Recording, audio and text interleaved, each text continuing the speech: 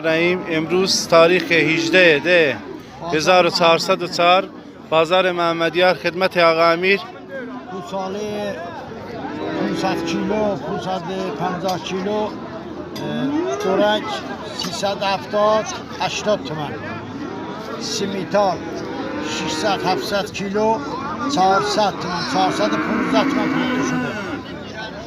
دالیسه 335 تومن تا چهه ارزان قیمت، کالیچه 350 تومن.